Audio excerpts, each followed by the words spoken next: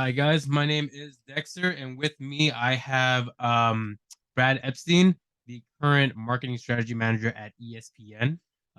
Brad, first I wanted to start off by thanking you for joining us today and kind of taking the time out of your busy schedules to kind of giving students like I kind of an insight on the sports industry as we are hoping to one day join the industry ourselves.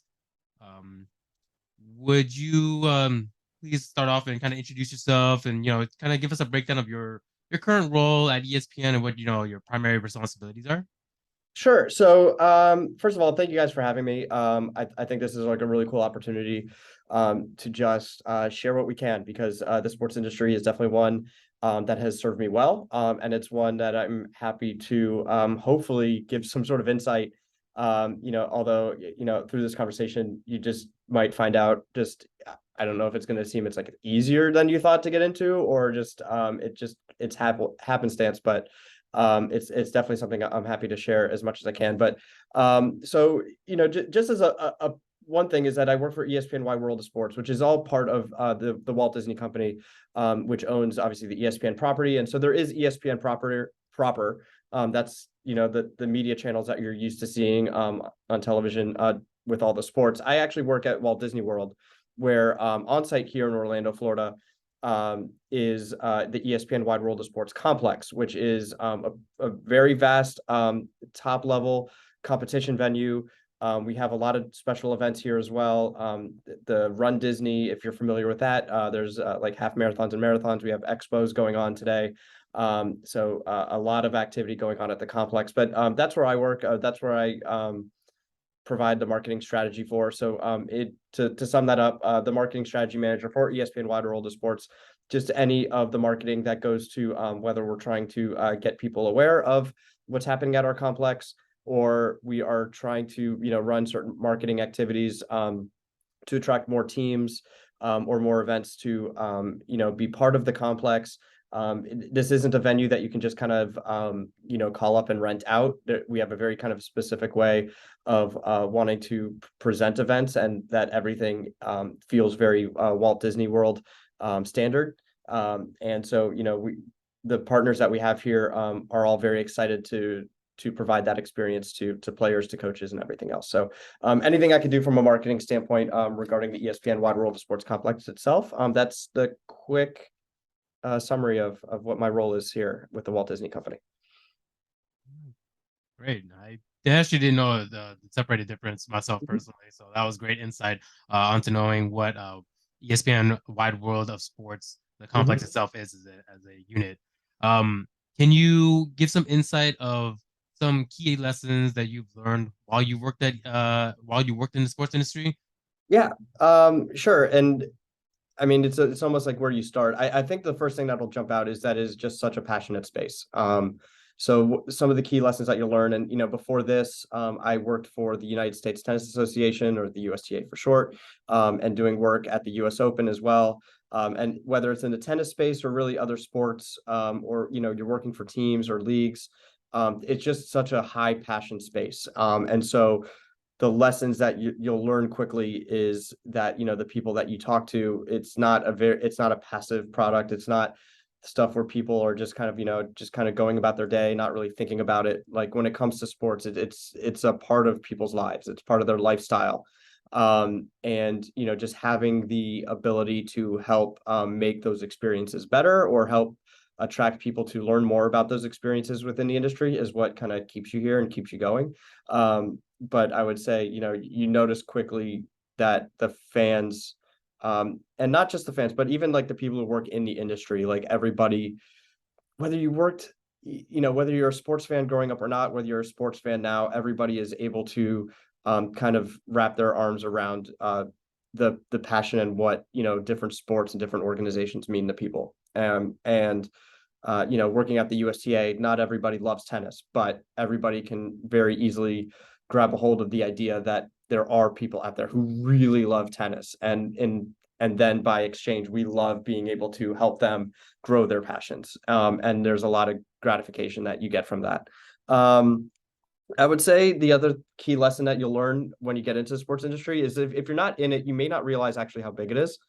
So for example, you think of a team, or you think of an event, and then you kind of start asking yourself, okay, who is needed to run that team and put on those events? And the further you keep going down, you realize how many people are supporting and how many different types of companies and industries support the sports industry very directly. So like you could work for say AT&T, and that's not doesn't say, oh, that's me working in sports, but there's a massive sports division over there with sponsorships and everything else, that say puts on the Final Four, and all the people at AT&T are involved there. Or you just talk about agencies or marketing agencies or event people or food and beverage or custodial work, or I mean, you could keep going down the list. There's just so many opportunities and so many different places where all of these people are in it for the reason of tapping into that passion and making those experiences better. And hopefully, in some cases, you're in charge of winning and losing. In other cases, you're just in charge of, again, just tapping into the passion. But there's a lot of secondary industries that support the sports industry that help um, honestly make it all happen. And it's not just the teams themselves. There's a lot of other people who make that happen. Yeah, I think one thing everyone fails to see from the surface level is just the actual inner lockings of different departments and playing off into different roles, and how massively large that becomes when you're just kind of skating off that fine line surface, right?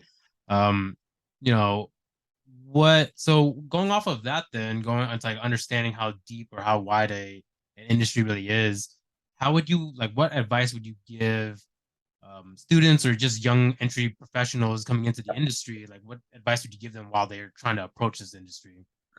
Yeah, I mean, if you're a student, I think there's just so much opportunity to just get started in sports that are quite honestly that it's probably they're probably looking for you. If you're a current student on a campus, I mean, the very first stop is to see what is going on your campus. And can you get involved, whether it's part-time jobs or whether it's volunteering with your athletics departments, with intramural sports, with other organizations that might exist on campus that are running events that have a sports tied to it in some sort of way.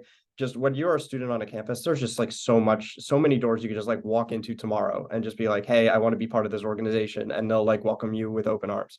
Athletics departments, I know, depending on the size of them, there's everything from ticket sales, but then there's also just volunteering to help maybe with some other events, or even some of their more, what they call the Olympic sports, not necessarily the big revenue generators. Like, what can I'll go back to tennis again. There's just so many different ways. I mean, for me, like when I was on college campus, I was like deeply involved in intramural sports, and you could start as a player, and then you become a ref, and then you become a supervisor, and then suddenly you might be organizing certain types of events, or finding different ways, and suddenly you realize you're starting to gain the experience of organizing sports in some sort of way. And what you'll quickly realize is just even getting involved from that level can get you started and can get you talking to lingo and understanding what it means to put on these certain things. And then locally, there might be one-off events that are looking for volunteers, that are looking for maybe just some part-time people to sell merchandise. So that was actually the other way I started in the sports industry, was selling souvenirs at Orlando Magic games. And again, that's just like a super small way to get in, but then you start, just meeting the people who run that, and you start understanding, all the different ways that you can get involved within sports. So I think when you're a student, like, I mean, kind of sky's the limit of just the amount of ways you can start to gain just those little bit pieces of experience that can, ultimately um, be very good things to say when it comes to the interview process. That like you understand, oh yeah, like I was a volunteer for such and such. Like I know how that works. Like that stuff does go a long way, especially at the entry level. That's great. Yeah. That's one thing I've been kind of struggling with, trying to getting into that in that part of it, right? And it's just kind of that nerving factor. So with those different industries and different departments that you kind of entry as a student or anyone as young professionals walking in, how would you emphasize the importance of adaptability is as one does enter in this, whether it Yeah. be the sports industry or just your overall career base? Yeah. What would you say there? Yeah, I think it's funny. I mean, things just move so fast. I don't think you can necessarily be a professional nowadays without being able to say that you can adapt. I mean, obviously kind of almost goes without saying, but 2020, we all had to adapt it in a way that none of us ever thought. But that's just the reality. And the way that things move digitally and things in and out of, the way that different industries are innovating, and how that comes to change the technology, say even in the sports industry on a day-to-day basis, it's just kind of like part of the deal. So being adaptable, just going in with eyes open. I think younger generations now, it's probably just going to be just so natural that they say digital adaptability just almost just kind of feels like a natural extension to how you manage your lives, whether it's people who manage their lives just digitally in ways that when I grew up we weren't doing. So I think it's very important, but I also think it's not something you necessarily need to worry about. Is I think you probably have that naturally in you anyway. I think um the thing that you just kind of need to probably just be more eyes open. It's not necessarily adaptability. It's about just flexibility, flexibility of your time, flexibility to think of, oh, I want to work in sports, but kind of broadening that perspective of what that means and being flexible to, oh, I didn't imagine that working in sports meant, working in a trade show at a table, to talk. I mean, there's just, but it's still, again, it goes back to, all the different people and ways that support the sports industry to make it work. It goes back to that original point. So just kind of be flexible and open-minded to that. But then obviously being flexible in your time when you're talking about events, when you're talking about go whether you're working like I said, merchandise for Orlando Magic, um, it's not a traditional schedule. So it's about those nights and weekends. That's just what you're signing up for. Um, so I would say flexibility is probably kind of the bigger thing to kind of go in with your eyes open on. Adaptability, I'd be willing to bet you got that already, whether you know it or not. Yeah, that's great insight. Flexibility is definitely one of the things, especially for those long weekends that everyone in the industry has to kind of strive Yeah. and fight I'm through, gonna be up right? tomorrow. I'm gonna be up tomorrow. So we're doing like I said, Run Disney, and I'm helping just with just some operation stuff for the Run Disney races over the weekend. So I think I'm gonna be over at Epcot around 4 in the morning or 4:30 in the morning. So um yeah, I mean, once you get in, you just don't necessarily realize just how those hours could extend you. But at the same time, if you're just flexible and you kind of know it going in that that could happen, then you welcome it. And then once you're there, honestly, that's why you get into the industry is to experience everything firsthand. So, yeah, I'll wake up tough, but by 5 a.m. I'll be good and excited. So it's all good. After the morning coffee, you'll be all right. Yeah, be Um, fine. office, and of course, I kind of want to highlight a little bit more into this because I did see this a second ago. With adaptability, one thing, industry professionals and young students coming into it, just keep in mind, in order to lead, we must never stop learning. Um, just keep consistent at it. You're gonna strive to be the best that you can, and just be a sponge. Take everything you in as you can, as what I see it as. Um, Yeah.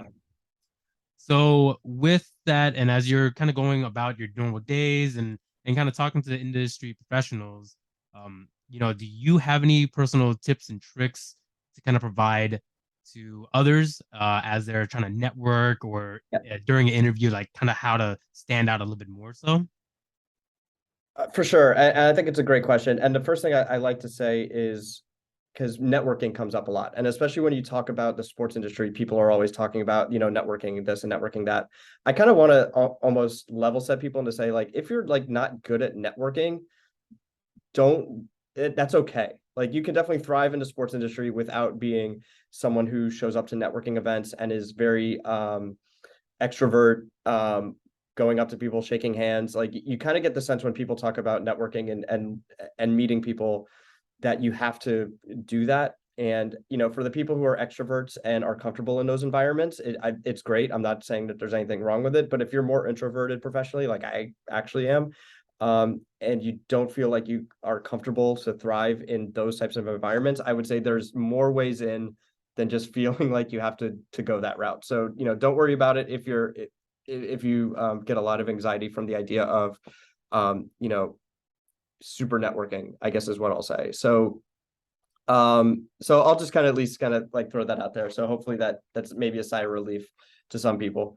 And that's okay. But and then as far as then getting, tips and tricks to get, more involved in the sports industry, one of them I kind of already shared. It's finding ways to kind of volunteer. And I know that's not easy for everybody. Everybody has kind of different life, things that are part of your life, and we're very respective of that as well. Not everybody has like the time or the means to just dedicate a bunch of time for free, and totally get it. But there could be part-time opportunities, there could be other volunteer opportunities to identify events, because if you start getting those types of things on your resume, people will notice. I would say at the USTA, people who may have volunteered at a 2-week tennis tournament.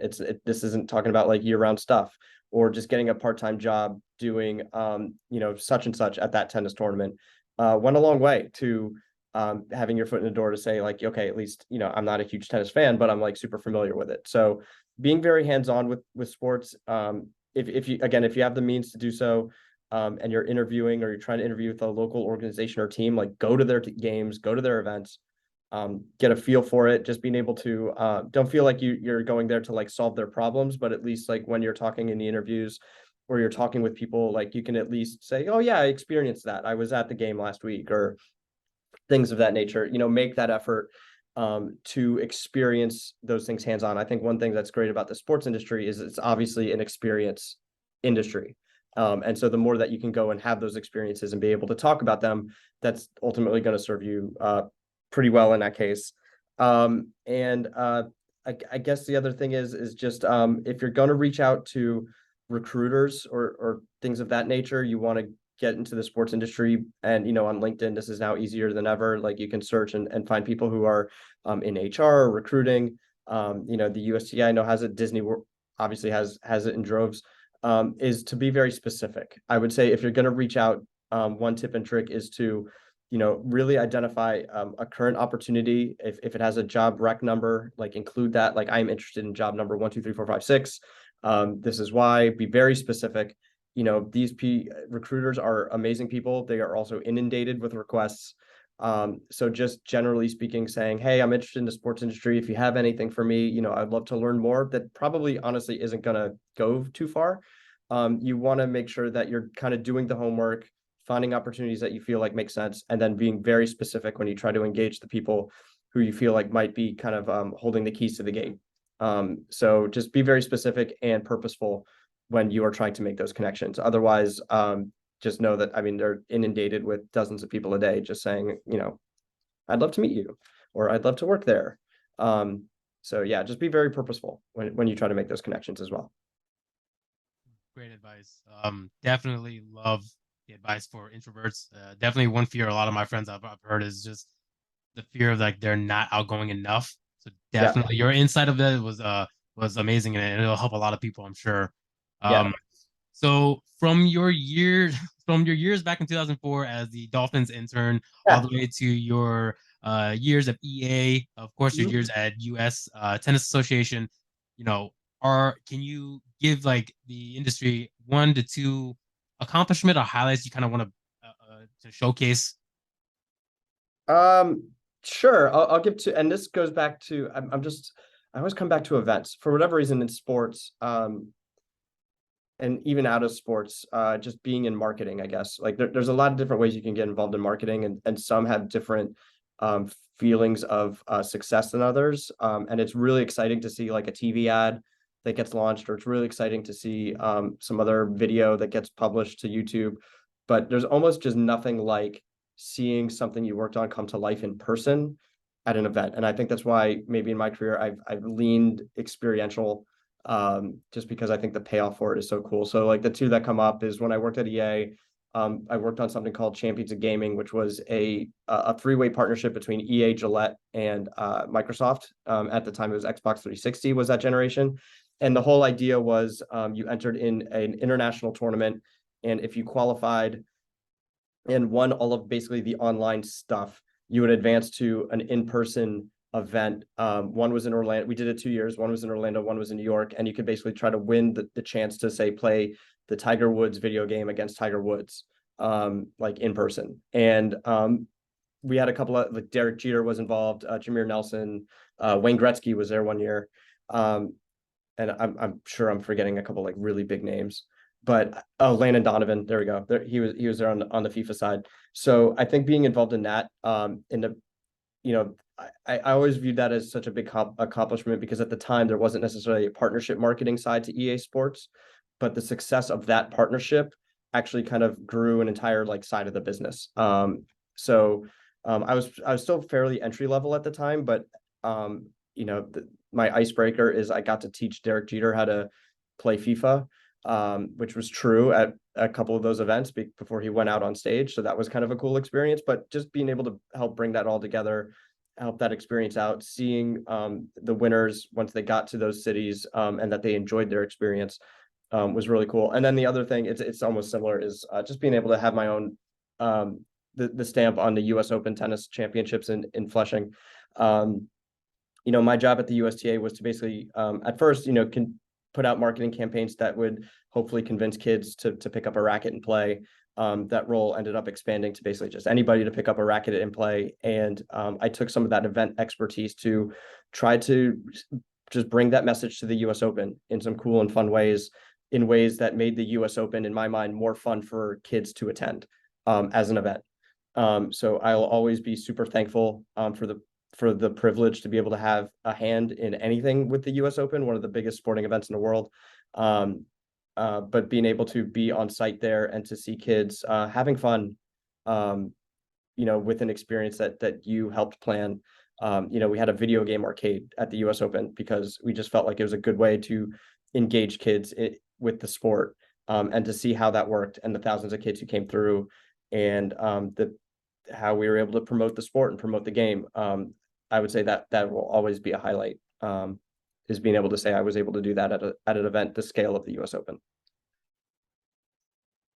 Those are amazing, and I'll be quite honest with you. That project you did for EA, I actually was trying. I Oh, didn't get, really? I didn't get anywhere near. I didn't get anywhere near that. That was That back in chance.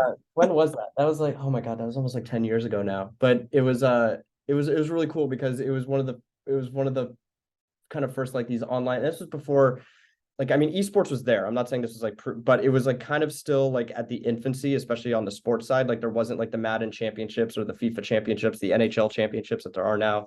So it was like this tournament that brought together like five different games into like one thing. And it wasn't something that we did a lot at the time, but it was something that just made a whole lot of sense and was just really cool to work on. And it let me, get involved with like people from Gillette. And like I said, like before, like, the guy who worked at Gillette, didn't necessarily get the job to work in sports, but suddenly he finds himself working a partnership, with EA Sports doing all this sports stuff. And that kind of goes back to what I was saying before. Like you just don't sometimes realize how wide that net is to have an impact in our industry. And yeah, that's funny because that was a cool one, for sure. I actually, you can't really see it, but I actually have like Beats headphones behind me that like I keep up on the shelf to remind me of that event, that say like EA Sports on them and stuff. But yeah, that was a fun one for sure. That's great. You have an amazing career, and obviously your career is still there, like growing. So it's going to be amazing to watch and see it grow further from here. You would you like to share your LinkedIn or any kind of contact information for any one of the entry new young professionals coming in to kind of keep following this growing career of yours? Sure. I think it's oh, I forget like the exact link, but if you could put it maybe in the video somewhere, but it's linkedin.com. It's probably either slash Brad Epstein or slash Brad M Epstein. I can't remember which extension that LinkedIn gave me when I did that. But yeah, you can find me on LinkedIn. I'm currently working for the Walt Disney Company. So if you're looking for people named Brad Epstein who work at the Walt Disney Company, I think I'm the only one right now. So that's where you can find me on LinkedIn, and I'm happy to yeah, I try to engage on LinkedIn when I can. So I'm happy to help out where I can. Oh, great. I'll definitely provide the link to your LinkedIn with the video. And again, Brad, thank you again for taking the time out of the day. I know your schedule is very packed. and the time difference between you and I is very up there, and we appreciate you giving as much insight as you have, and you know, to your growing career and your future at Disney and whatever other endeavors you have. I can't wait to see your growth. Yeah, appreciate that. And thank you for your time. Best of luck to you. But for anyone watching this video, best of luck. Sports are great. And at the end of the day, you know what? Look, it's just sports. Like let's have some fun. And if you're up for the hours, if you're up for the competitive nature of it, I know it could be intimidating at times, but at the end of the day, we all try to have fun. We all try to understand and have the perspective. Hey, it's sports, and we work here because we wanted to have fun. And I'm very fortunate and lucky enough to say that I've been able to do that. And I hope others can learn and yeah, come join us. It's a fun space to be in. Thank you, Brad. You got it.